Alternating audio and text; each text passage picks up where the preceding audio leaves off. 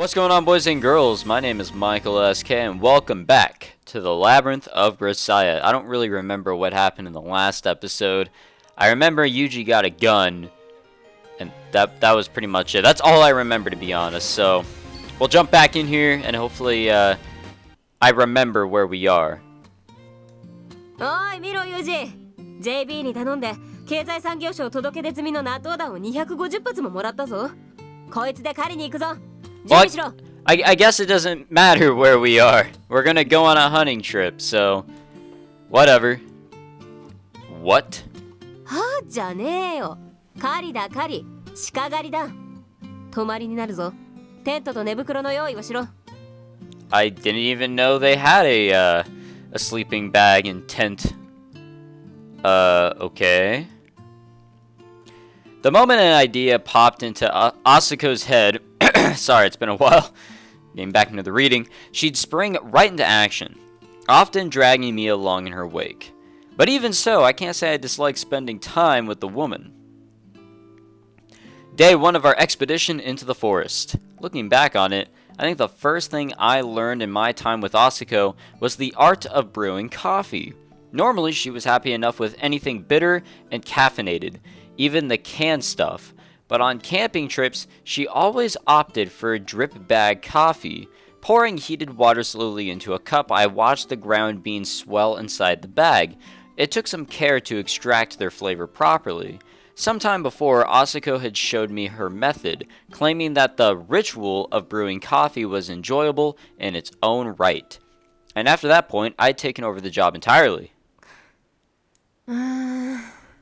うめえな日本の缶コーヒーは世界一うめえけどやっぱドリップは匂いが違うな匂いがよ You know, I feel like this is, it could be either a coincidental time or just a bad time or whatever time to say this, but I've noticed that nothing bad has been going on for quite a few episodes. I don't know if that's a good thing or a bad thing. Because, I mean, looking at the percentage in the top right, we're not even halfway done. There has to be more crazy shit to go down to make this a crazy long story. So, I feel like there's still going to be some shit to go down, but I don't know if it's going to be worse than what Yuuji has already gone through. I don't know if things are going to go and take a turn for the worse now that I've brought it up. So I guess we'll have to wait and see. I just noticed that things seem to be going okay for everyone. Everyone is doing fine, especially Yuuji, our main character. Honestly, I'm not sure how she could have appreciated the smell or taste of the beans, considering the way she puffed at her cigarette after every mouthful. Asuko herself always claimed that cigarettes added flavor to her coffee, but the way I saw it, she was just a nicotine addict. The coffee would probably taste a lot better on its own. いいかユージコーヒーを入れるのがうまいやつは軍で出世する Wow, we're learning more every day. そしてタバコは吸わない方がいいタバコを吸わないやつは支給されたタバコを現地で食い物や情報と物々交換に使えるコーヒーとタバコは常に軍と密接な関係にあると言っても軍人じゃないお前に言っても仕方がないことか I feel like she's hinting at something. Apparently, a grunt who'd suffered through countless terrible battles had left behind words of wisdom to this effect. Throw away your gun if you have to, but hold on to your cigarettes. At the sound of the word gun, the coffee in my mouth grew noticeably more bitter. I glanced to my side. The toy Asuko had bought for me was sitting there, not far away, and that was in the last episode. I remember that. She bought her a gun, or a toy, as she called it. There was no mistaking it for a child's plaything, sitting on the ground with its barrel propped up by a Harris bipod. It was the very picture of a deadly weapon. What did she expect me to do with this thing? Stupid question. A gun like that was a tool with only one real purpose. You used it to kill living things. The idea was nauseating. I couldn't even bear to catch a fish, much less to gut one with a knife. But now that I was starting to break out of my shell, maybe Asuko had decided it was time to address my terror of killing head on. Of course, fish fillets and packaged steaks don't come from nowhere. They're the processed bodies of animals. Plants are alive in their own right. And just by breathing, we kill tens of thousands of microbes? Microbes? Let's go with that. There's no way for human beings to exist without harming other living things. To hear Asuko tell it, this meant that life itself was fundamentally a battle. I wasn't about to say we should give up and die, and I agreed that it was all a matter of perspective. But even so, I couldn't face this without drugs to cloud my mind. I couldn't climb this wall. Not while I was sane. Oh shit. 弾の一発とて国民の血税だ。無駄弾撃つんじゃねえぞ。撃ったら薬莢はすべて回収する。That is one fierce looking deer. Holy shit. And its antlers. I didn't know that a deer's antlers, its actual like head actually goes up towards the antlers. Or is that just for... I'm not exactly sure. I've never really seen a deer up close, let alone it be a picture of one, like a cartoon one, I guess you can say here. A drawn deer, how about that? So I really don't know what to think here. Melt into the forest, control your breathing. Approach without betraying your presence. Kill your prey with a single shot. It all sounded simple enough, but killing a living, warm-blooded animal felt like an impossibly tall hurdle. She wanted me to shoot the deer, to take its life. Once it was dead, we'd turn it into meat. I understood all of this was natural, but my head was still reeling, and my belly was still churning with acid. It was all I could do not to vomit.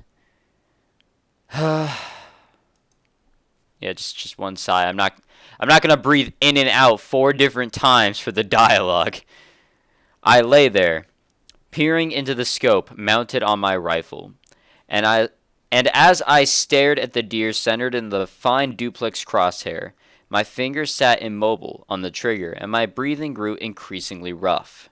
Asuko had told me to clear my mind and pull the trigger calmly. Sweat dripping down my face, I tried to do so, but my finger just wouldn't move any further than this. My right arm ached with the memory of smashing a bottle against my father's head. There was a sour smell, like that of raw sewage, in the back of my nose. I can't do it.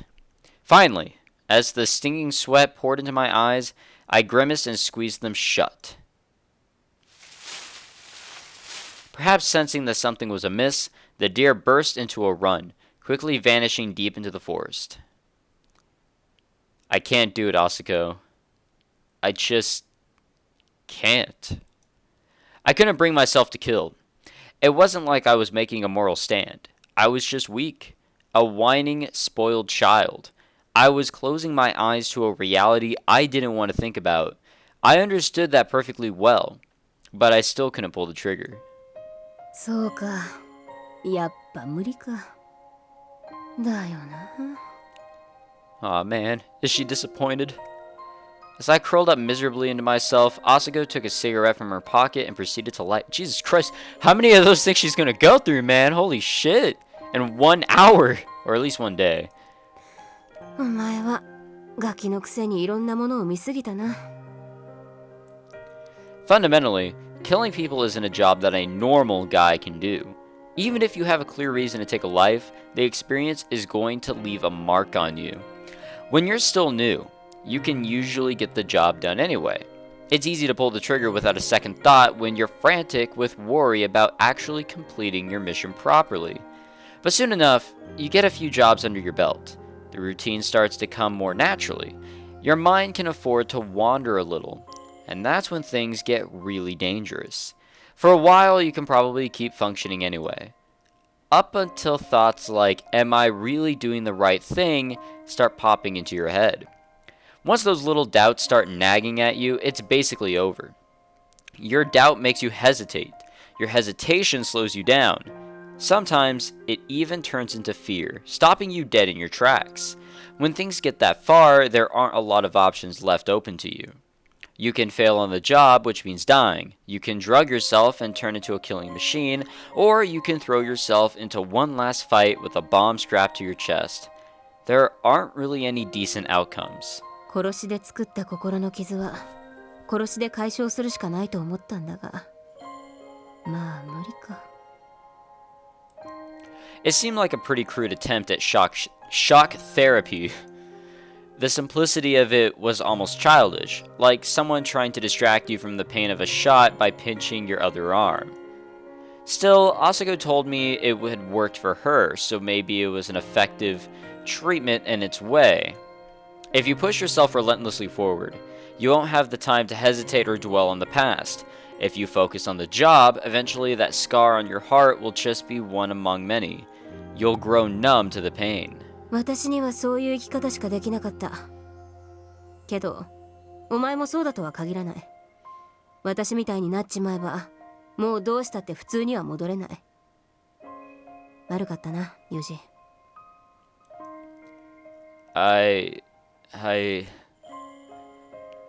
just... くそ。この程度のことでピーピー泣くんじゃねえよ。いいか、ユージ。男の涙ってのは人のために流すもんだ。自分のために流していいのは汗だけだ。覚えておけ。Damn, dude, those are actually strong words. Okay. まあ焦ることはない。いや、むしろ殺す必要もない。普通に生きていく分には生き物を殺さなくても問題ないからな。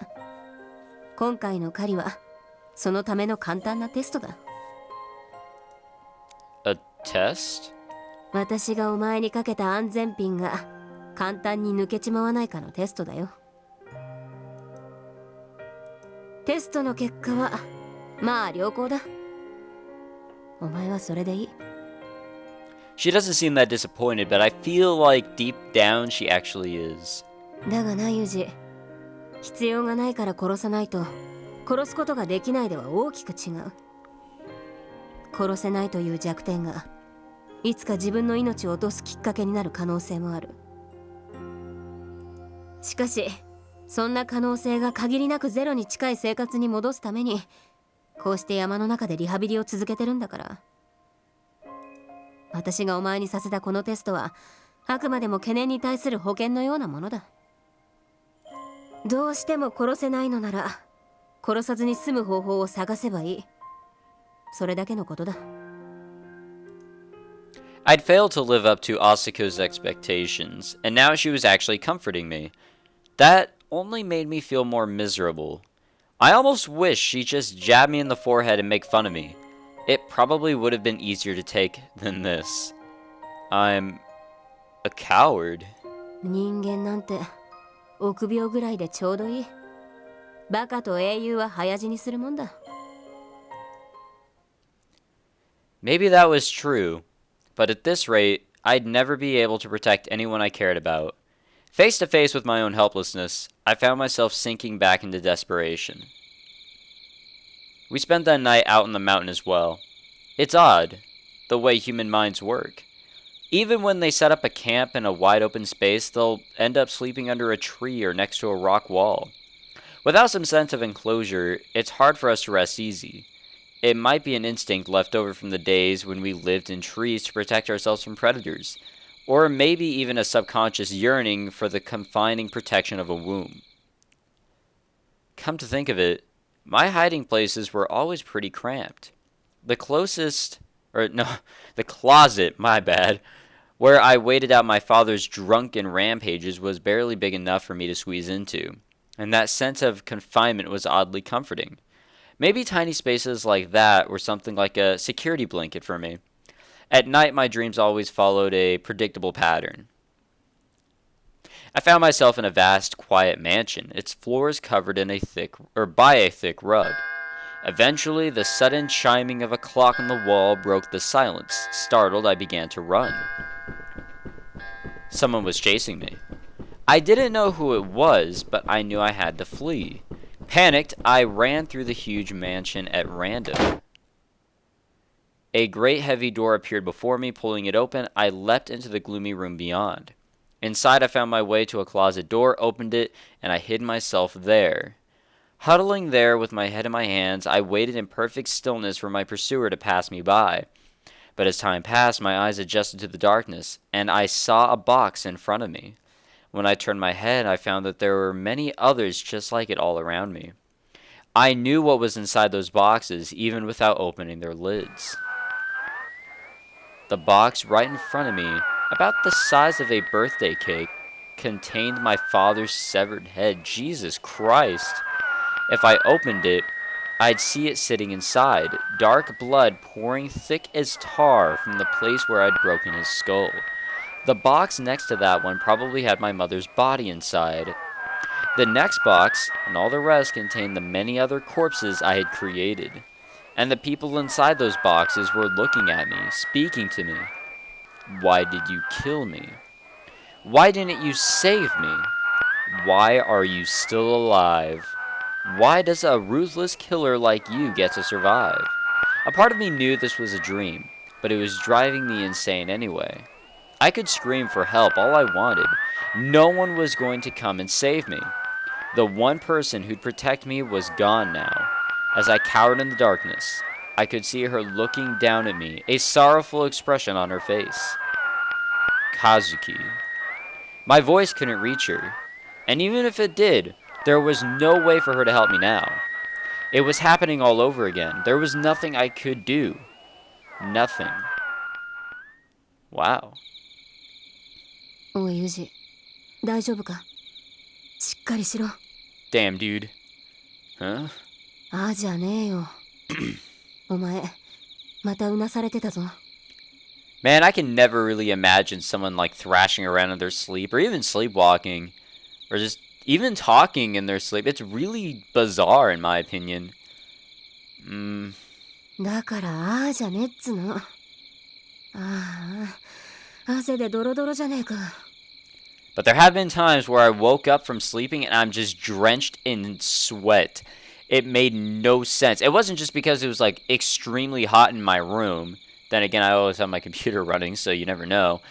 But it's just, I don't know. I wake up and I'm just randomly drenched with sweat. It's only happened a few times in my life, and it's happened to a few of my friends as well. It's some bizarre shit. Taking a towel, Asako began to wipe away the sticky layer of perspiration that had coated my body as I slept. I didn't understand her. Her past was obviously just as bad as mine, if not worse. So how could she be so strong? She'd killed people, just like me. Had she found some reason to keep on living anyway? Asako had told me that nothing was more valuable than experience. Did that mean, if I experienced enough, I could be as strong as her one day? Was Kusakabe Asako, I could never remember things right, someone I could follow out of the darkness? なんだ、人の顔じっと見やがって。 Asako, on closer inspection, you're actually a pretty fine woman. 失礼なやつだな。私はよく見なくて A もいい damn 女だ。 fine woman. Damn, dude. A little late to worry about all this now. Hadn't I already decided to trust this woman? ほら、チューしてやるから、もう一度寝ろ。 Aww. I'm not a complete baby, you know. じゃあ、大人のキスだ。 Oh no! Oh no! When I was younger, Kazuki was always the one who gave me a goodnight kiss to keep the nightmares away. And boy, didn't that go great. I wasn't really happy about being treated like a baby, but looking back on it after the fact, maybe she was the reason I could sleep so peacefully back then. I was starting to think women were actually pretty amazing, and as Asako kissed me, I slipped my— Oh no. No, no, no, no, no. No, no, no, no, no, no. No, no. ユージ、お前 Okay, she's got a good reaction here. What? What? いや、なんか今、お前の別の才能に気がついたというか。 Okay, you're not supposed to say that, Asako. うるせえな。そんな目で私を見るなよ。なんでもない。もう寝ろよ。ほら。 I feel like things are gonna go crazy soon. Okay. I don't know if Asako's magic charm did much in particular, but I didn't have any more bad dreams that night. Kusakabe Asako had definitely become very special to me. There was no doubt about that. But if her life was ever in danger, if I had to pull the trigger to save her, I probably wouldn't be able to do it. I'd probably stand there and let her die. That fear was weighing more heavily on me with every passing day, and before too long, it would be realized in a very different form. A few days had passed since the end of our failed hunting trip. That morning, as I was cleaning off in the bathroom after my daily run, I noticed a strange clattering sound coming from the main room of the cabin. Is she back already? Asako had been called out on a sudden job a few days earlier. She'd be coming back in the afternoon, so it was too early for her to be home now. If it wasn't her, could it be John? I stopped the shower and listened closely. We can hear doggo. From the main room, I could hear my dog barking and growling up a storm. What's she so worked up about? Oh, no, dude. No! I know where this is heading. There was something oddly desperate about the sounds John was making. I hurried out of the bathroom to see what was going on, and found that something strange was inside our cabin. For a few seconds, I couldn't even figure out what I was looking at. A massive jet black lump of fur was poking its head into the kitchen trash can, and John, holding herself low to the ground, was baring her fangs and barking fiercely at it. A bear? That is one big-ass, scary-looking bear. Just as my mind finally caught up with the situation, the bear seemed to notice my presence. Lifting its head up out of the trash can, it snuffled loudly. Standing upright, the animal would probably have been more than 2 meters tall. As it moved, I could see that its enormous body was practically a mass of muscle. My breath caught in my throat. I couldn't even move. If I take a step backwards now, the thing's going to charge right at me. Backing away would encourage it to approach. Running would provoke it to attack. That's the nature of a wild predator. I had to keep my eyes fixed on the bear. It probably hadn't seen anything like me before. That should make it somewhat cautious. That said, I couldn't just stand here staring at it forever. Once it sized me up and decided to try taking a step forward, my powerlessness would be instantly exposed. What do I do? Ah, shit. No. Doggo, please. As I stood there, my body burning with tension, John let out another fierce bark from across the room. Reacting to the sound, the bear glanced away from me for a moment, turning its eyes down to my dog. Now! I broke into a run immediately, but the bear didn't even react. Its attention had turned to John, still braced low against the ground, and heard deep growls of anger. Damn it! Bursting into my bedroom, I pulled the rifle case out from under my bed and began turning the dials to form the number 9029. Damn it! My fingers were trembling with fear. I knew what I needed to do, but I couldn't get the numbers to line up properly. Even as I sat there, that bear might be eating John, but with the thought only made me impatient, and I fumbled clumsily with the metal dials. Instead of moving a dial up from 8 to 9, I found myself turning it down, rotating it all the way through 1 and back again. The stupidity of it left me burning with irritation. What am I, a moron? Finally, managing to unlock the case, I hastily grabbed a handful of ammo directly from the packets inside, not bothering with the scope or magazine. Bullets slipping through my fingers, I rushed back to the kitchen where I'd left my rifle earlier. Don't move! What's the point of saying that? Taking the weapon into my arms, I pulled back the bolt handle and pushed a round directly into its exposed chamber, then pressed the stock against my shoulder and pointed the barrel at the bear. Stupid animal, get the hell out of this cabin. What the fuck? I mean, it's a kid, so, Shouting threats the creature couldn't possibly understand, I stood there with my finger on the trigger of my rifle trembling like a leaf in the wind.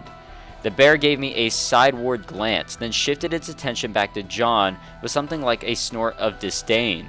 Bastard's underestimating me. I had to shoot. I had to. If I didn't kill this bear right now, it was going to attack John. I knew perfectly well what I had to do, but my finger refused to cooperate.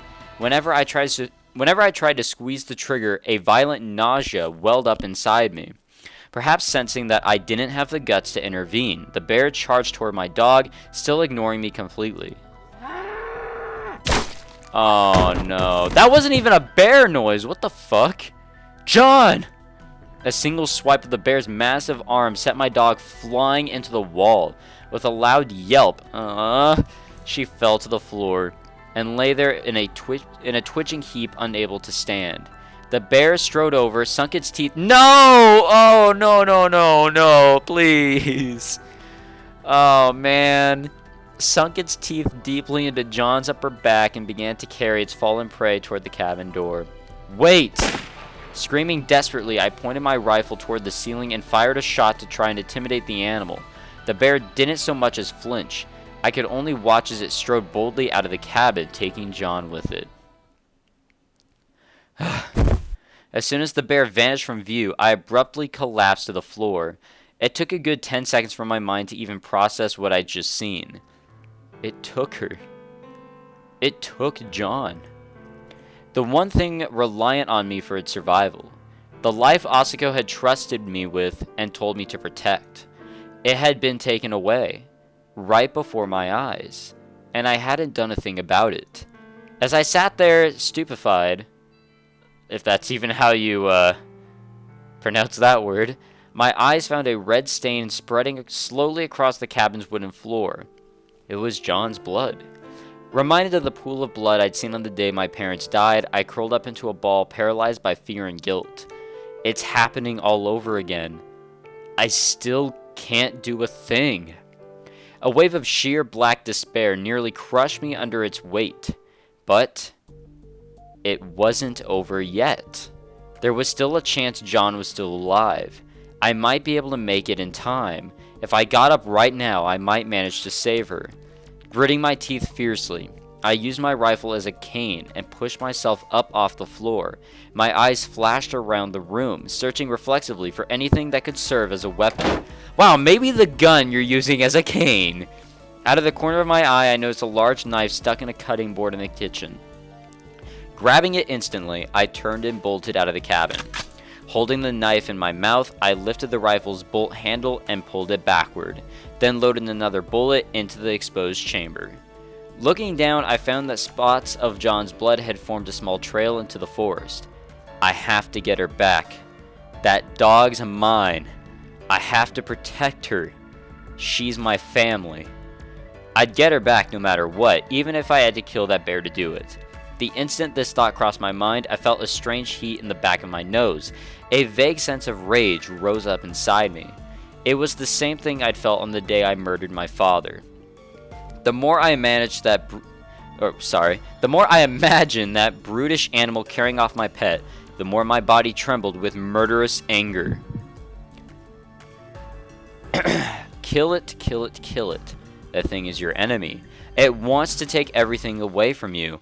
Kill it, kill it, kill it. The voice of Heath Oslo, the man who'd made me into a tool, was echoing inside my head. That's right. I can't just run away forever. That won't solve anything. I've got to kill it. Once I kill it, everything will be over. In that moment, I couldn't think about anything else. I had to follow that bear, find it, and kill it. I had to get John back. There was no room for any other thoughts in my mind. Murderous anger had consumed me. Following the trail of John's blood, I traced the bear's path through the forest. I didn't care if I died. If that bear ended up eating me, fine. But not John. Not John! I had to get her back.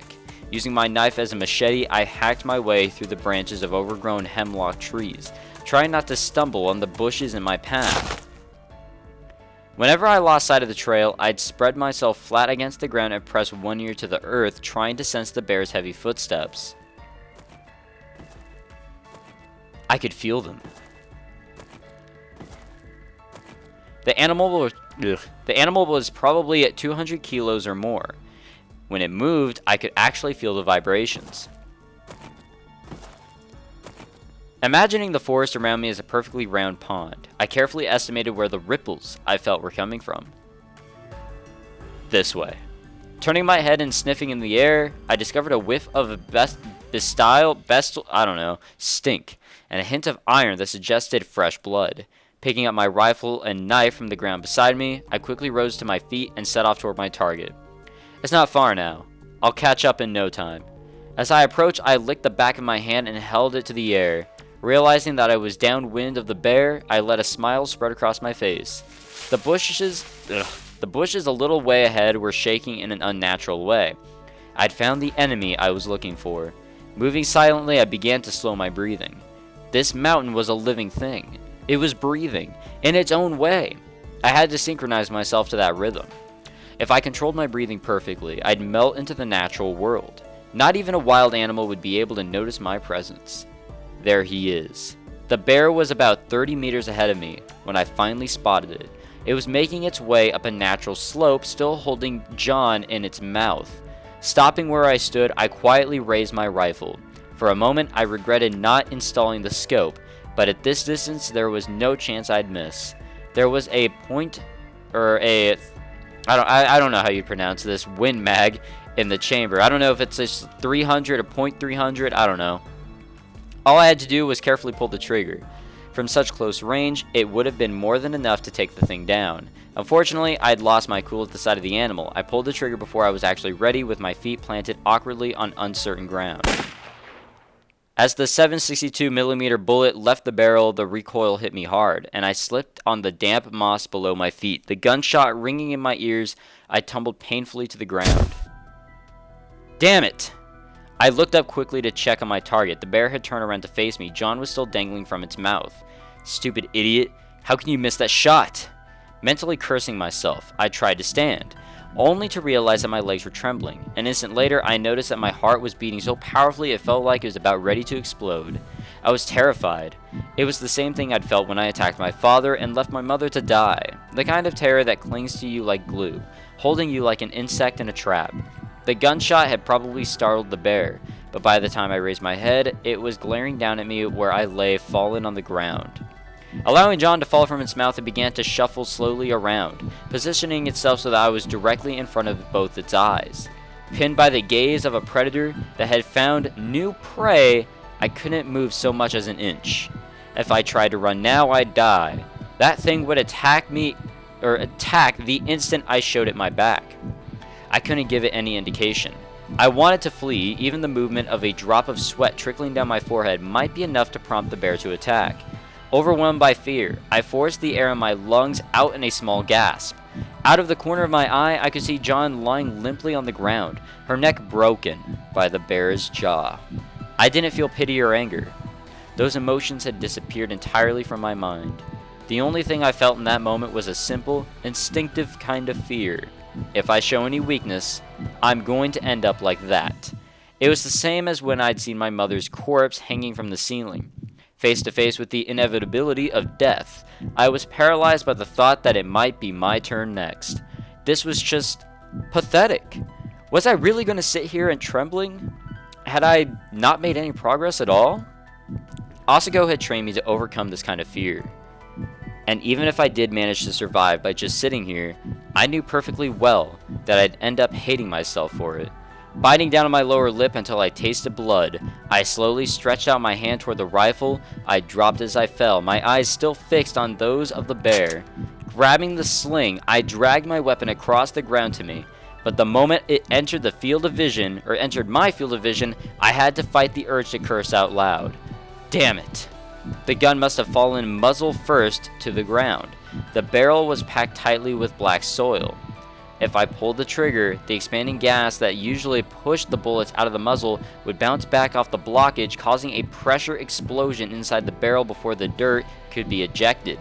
The rifle was useless. Having realized this almost instantly, I picked up the gun and tossed it aside. The bear, perhaps having recognized that the rifle was my weapon, followed its movements with its eyes. This was my chance. Quickly pushing myself up off the ground, I grabbed the knife I'd taken from the cabin's kitchen and charged forward at the bear. Stay low to the ground, move quickly and quietly, control your breathing, become a part of nature. Close in before you know they're coming, or before they know you're coming. The bear had been distracted by the rifle, but it reacted to my approach. Still, in that brief moment, I'd bought myself 3 strides forward, and that was enough to put me at an advantage.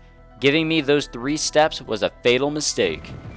Holy shit, that is one terrifying bear. I rushed through the overgrown grass, my body leaning forward, and the bear reared up, stretching out its forelegs toward me.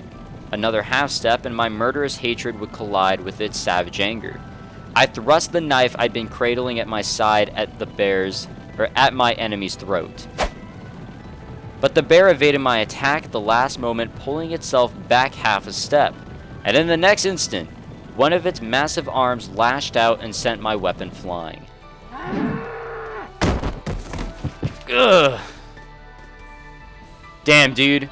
Well, this is just crazy shit, but I hate to do this, guys, but I am literally out of time. So, next time, we see if Yuuji dies to a bear. I'm pretty sure he's not going to die to it, but we'll see what happens in the battle between Yuuji and the bear in the next episode of the Labyrinth of Grisaia. Take it easy, guys.